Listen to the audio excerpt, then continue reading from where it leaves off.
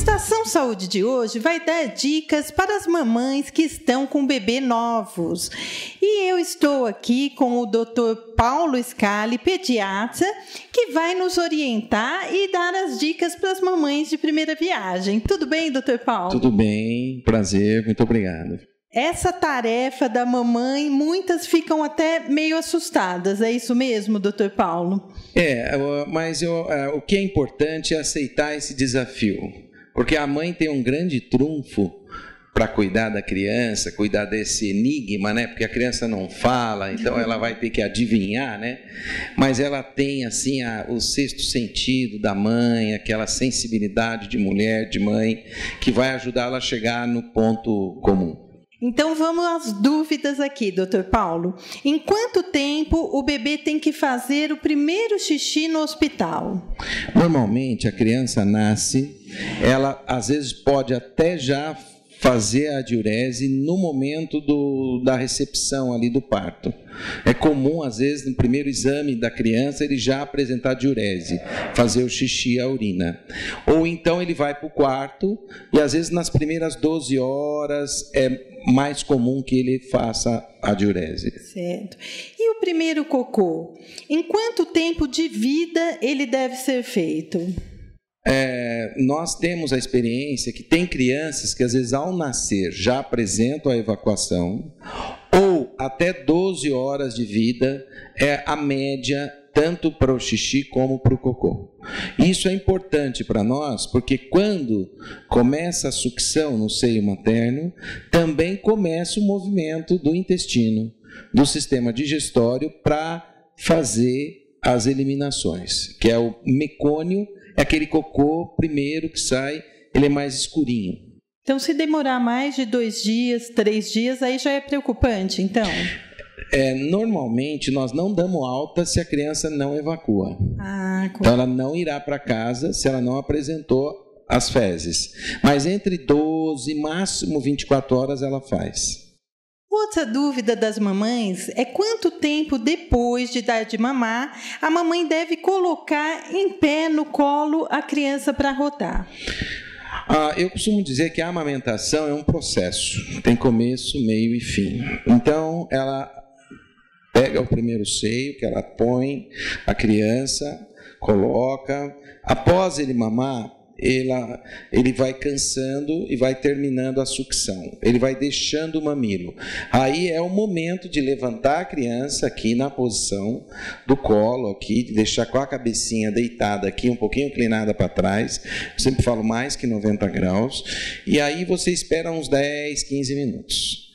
Aí você vira a criança e pode colocar no outro seio, se ele acordou, ou ele descansa mais 10 minutos aqui do outro lado para você colocar no berço para dormir. Nós temos um detalhe que às vezes nessa manipulação da criança você já pode perceber a eructação, que é o arroto. Ou às vezes, como o estômago tem pouca bolha gástrica de ar ou nem nada, você pode não ouvir.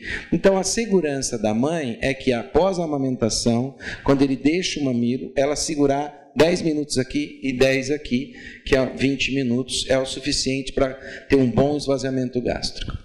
Outra dúvida das mamães e uma grande preocupação é na hora de dormir. Qual é a posição ideal para estar colocando o bebê? O ideal é com a barriguinha para cima, é deitar com a barriguinha para cima. Algumas crianças lateralizam um pouco, a mãe se sente mais segura. A recomendada é realmente com a barriga para cima. Existem algumas crianças que é comum os pais chegarem, doutor, eu ponho com a barriga para cima, ele vira para baixo e tal. Bom, você fez a sua parte, né? Por quê? Porque aqui nós temos a entrada do ar e aonde nós engolimos o leite. Então, são 2 caninhos que estão paralelos. E quando você deita, a entrada de ar ela fica por cima. Então, você tem mais dificuldade de engasgar. O Estação Saúde vai para um breve intervalo e voltamos já com mais dicas para você, mamãe.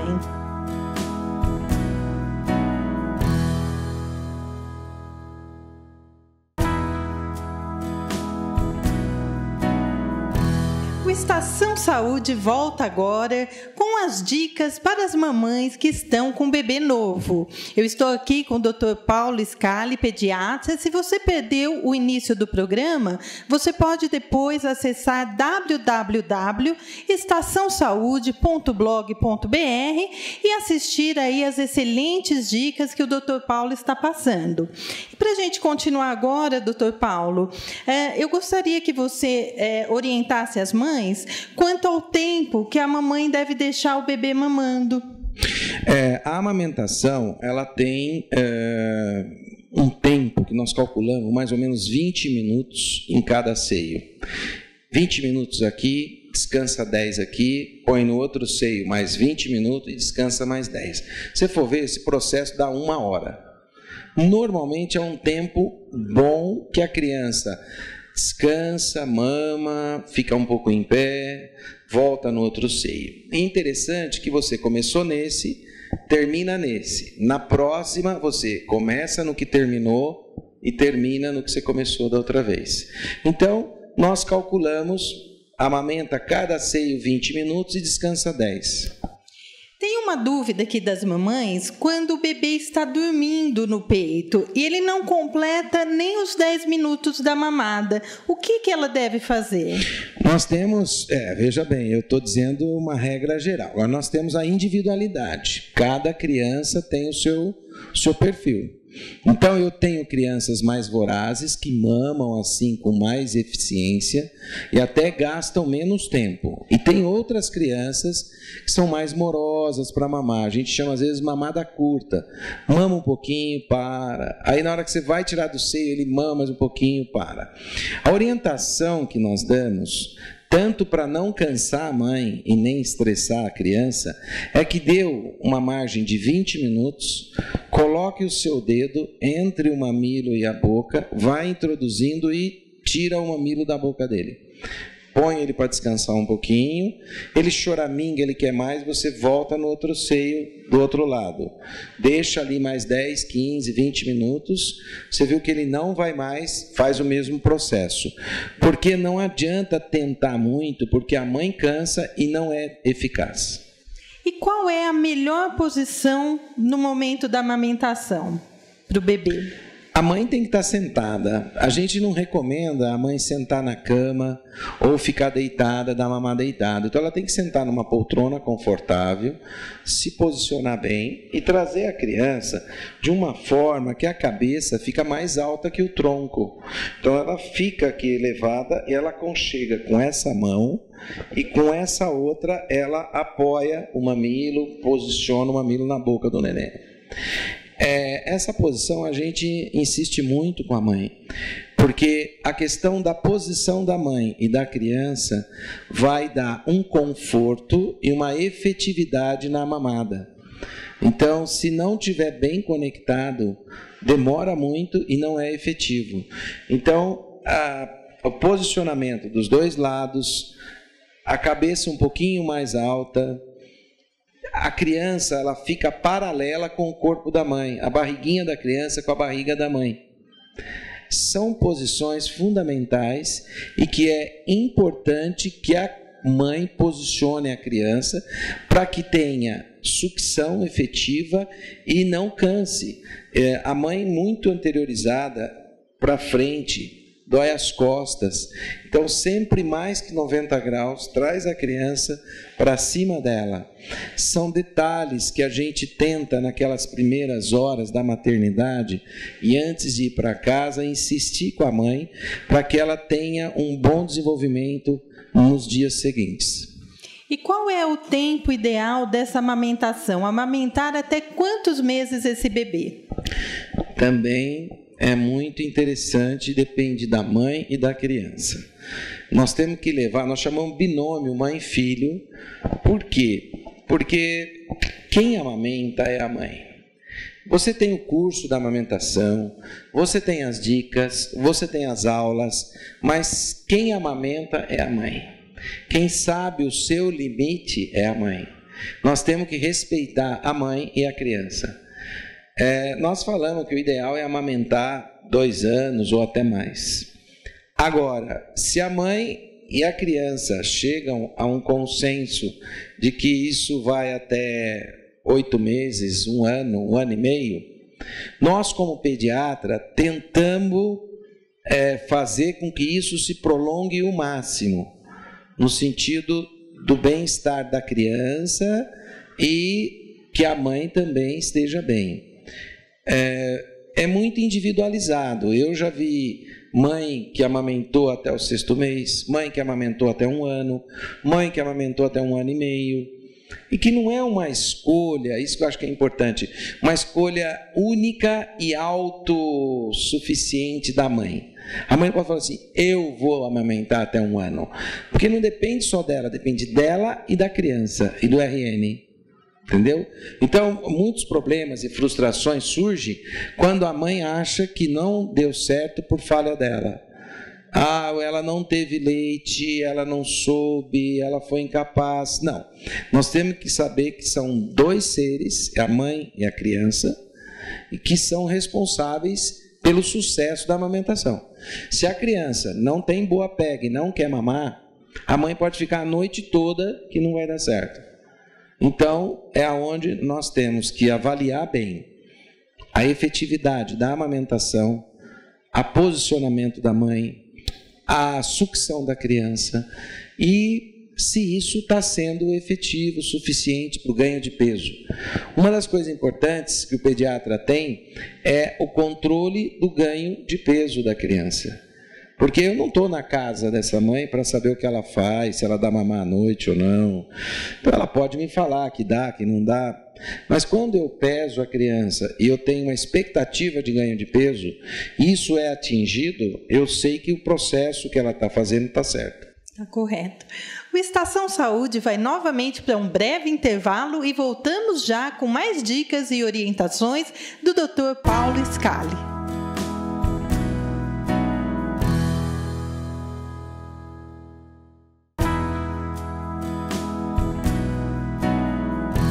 Estação Saúde volta agora com o tema para as mamães que estão aí com os seus bebês novos em casa.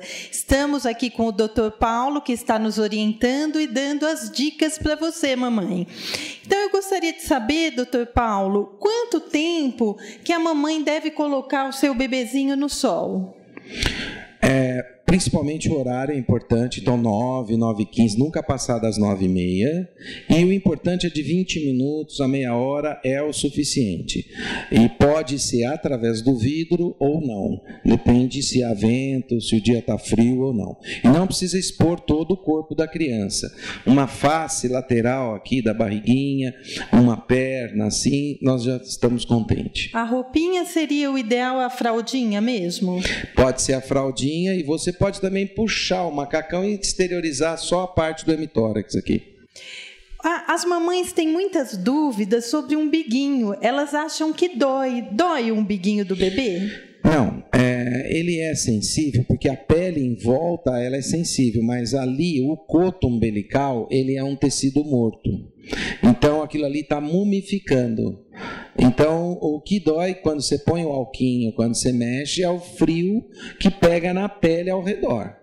Mas aquilo ali não é dolorido. O cuidado que a gente ensina de colocar o álcool 70%, toda a troca de fralda, e deve ser feito tudo. E nós só não gostamos se existe uma vermelhidão ou um cheiro mais forte, aí a gente age de outra forma. E quantas vezes a mamãe deve dar banho no seu bebê? Eu penso que o banho é uma coisa muito assim...